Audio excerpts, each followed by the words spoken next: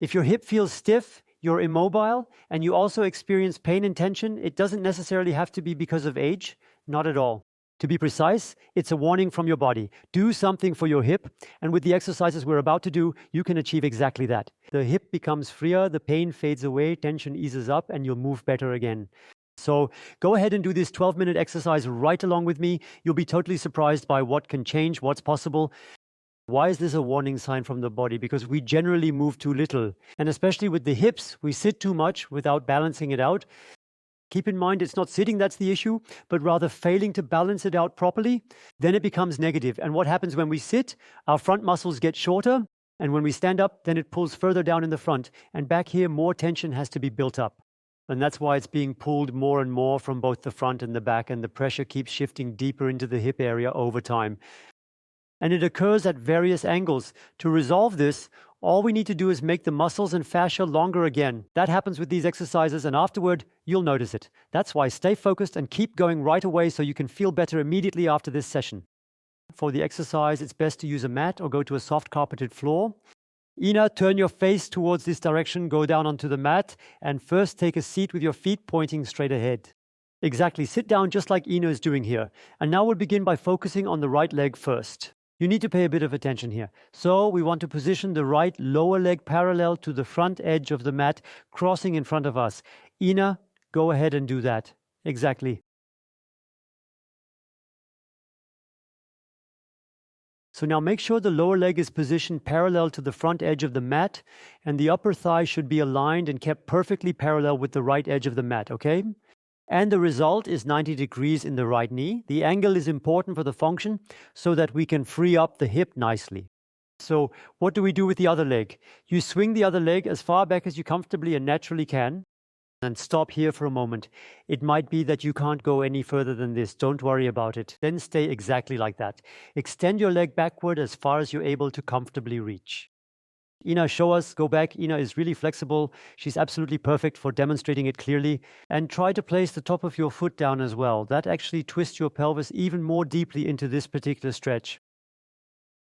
And once you're in position, no matter how far the left leg is stretched back, when you're ready, use your right hand to push yourself further back and to the left, starting from your torso, and really feel the stretch deepening as you go. Because it's possible that you're still leaning quite a bit to the right.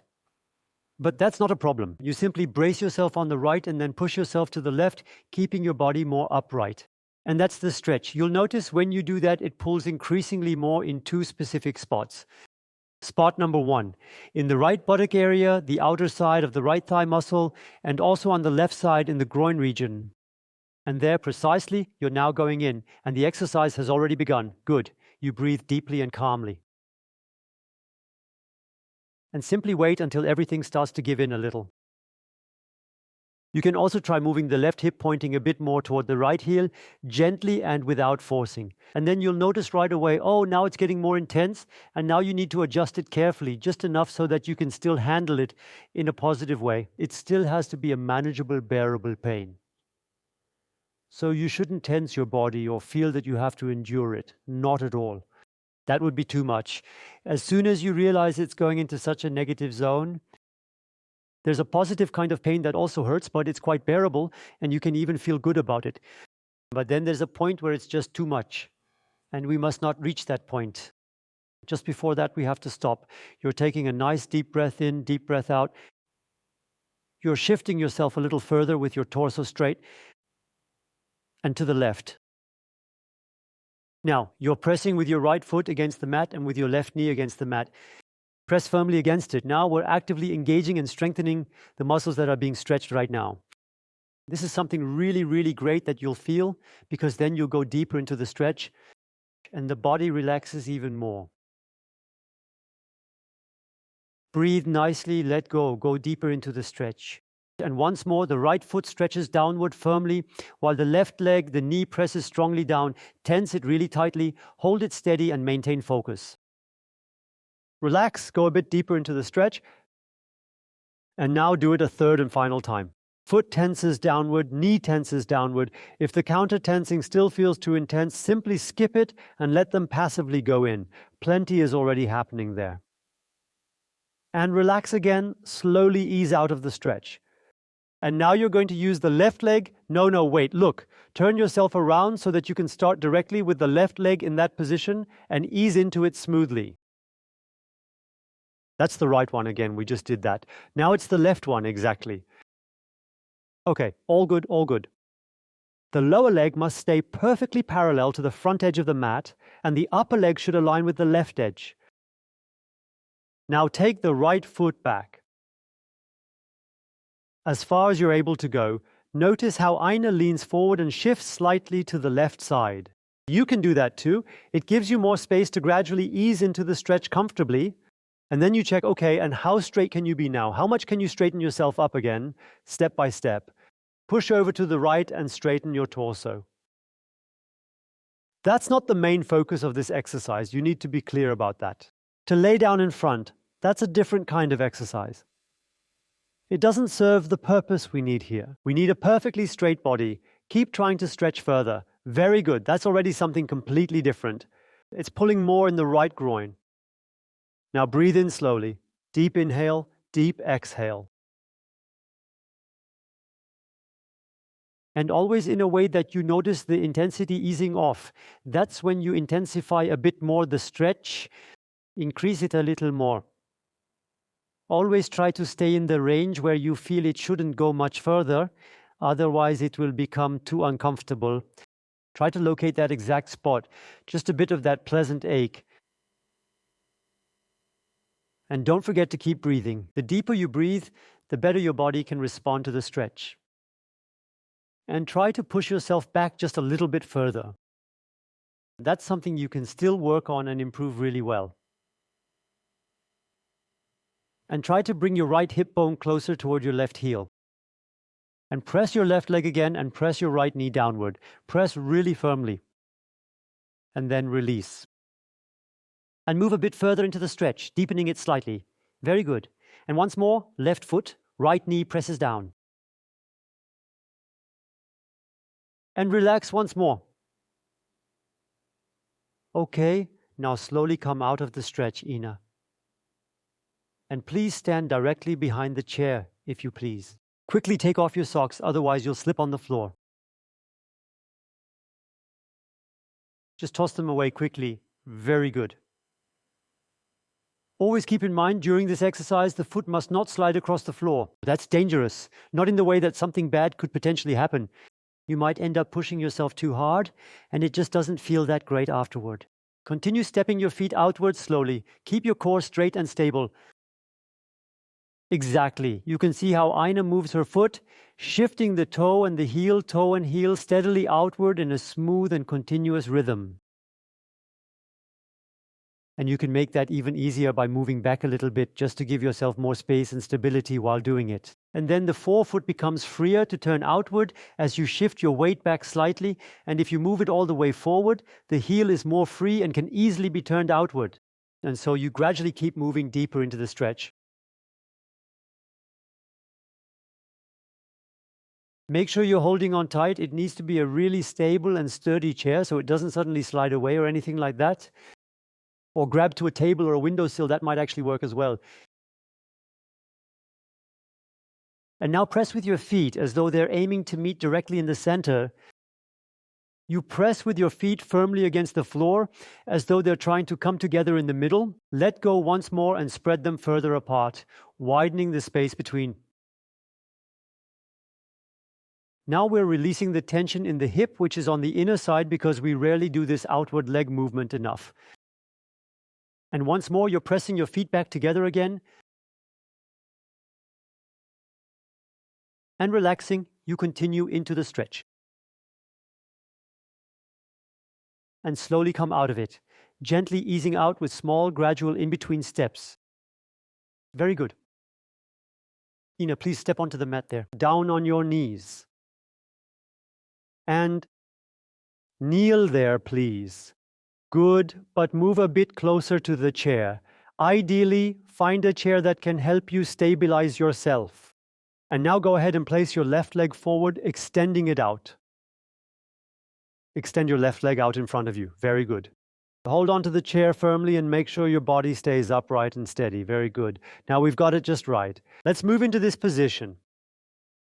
So, and now the task is, you might already notice, how it's starting to pull a bit in the groin on the right side. Now take a step forward with your left foot, roughly about half a foot, to create a bit of space here, and then carefully bend your left knee into a stable position. And then you'll notice it gradually pulling in the right hip, mostly around the groin area. And that's where you start to really get into it. And why the chair? Because many, when they do it without a chair or without something to hold on to, sway too much. Then the focus shifts entirely to maintaining balance rather than staying fully on the exercise. And that harms the exercise. So you have to stay very calm to feel comfortable and to be able to aim properly.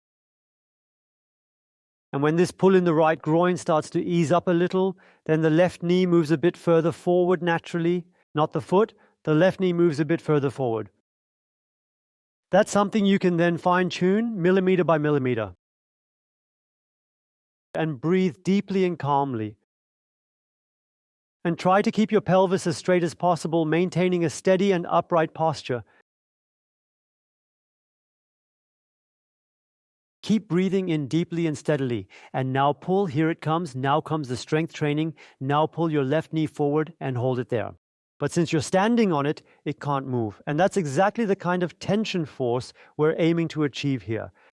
And release again and go deeper into the stretch. And once more, pull the knee forward. Release, release, and go deeper into the stretch.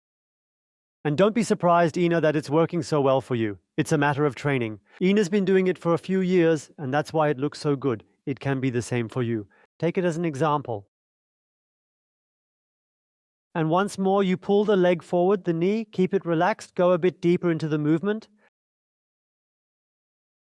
Very good. And now slowly come out of it. Move with control and take your time. And Ina, turn yourself around now. Now we'll do the same on the other side.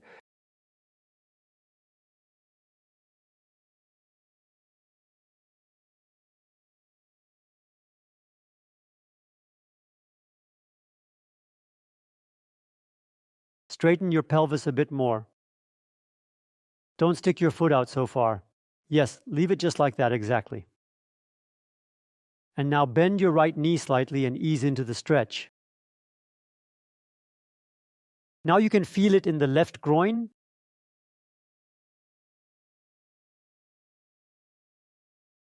Take a deep breath in and out. Always go a bit deeper during the exhale, pushing further each time.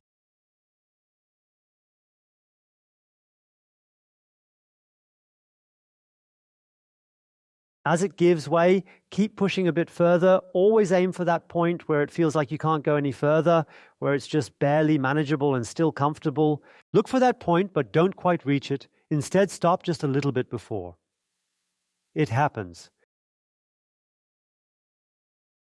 If we say on the pain scale, 8 is the point where it starts to become negative. Then we're aiming to stay just below that, at around 7.5. If you prefer to use numbers, always aim for around a 7.5 to 7.7, maybe even up to 7.8. You still have a small gap remaining to reach 8.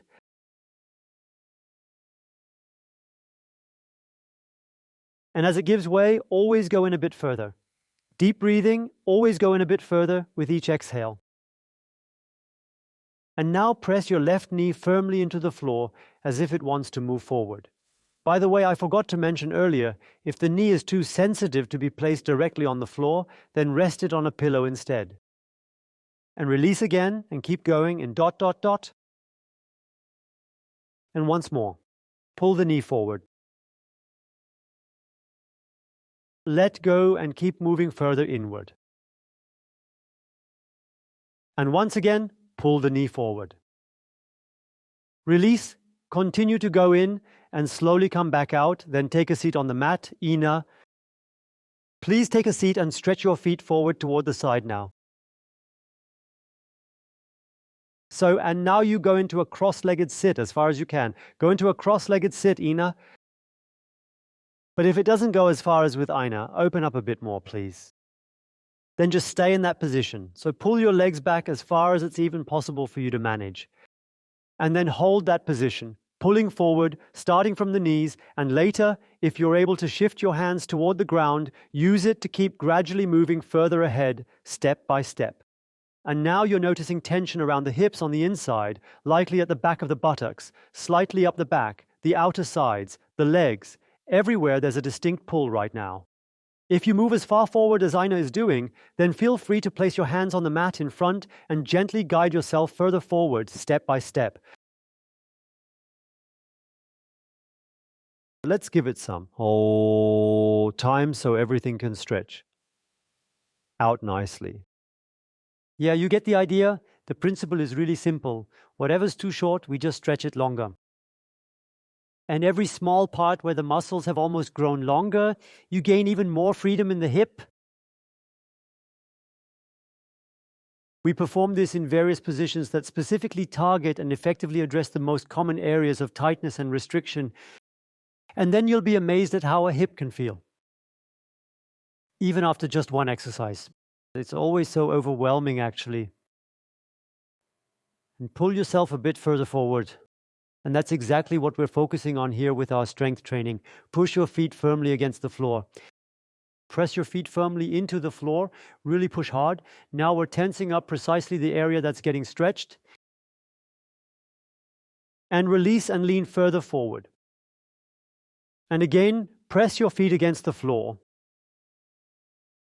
Stay relaxed and keep moving forward. And now go back. Lean all the way backward. Free your legs and feel into it. You can also do this at home. Just take a moment to feel how everything feels now. It settles in. That's good too. Try to do this exercise routine as often as possible every day, and your hip will gradually improve. And next Saturday, we'll focus on 3 exercises, just 3 exercises to bring a sense of well-being to your entire body. Don't miss out, so go ahead and subscribe to the channel, and I'll see you on Saturday.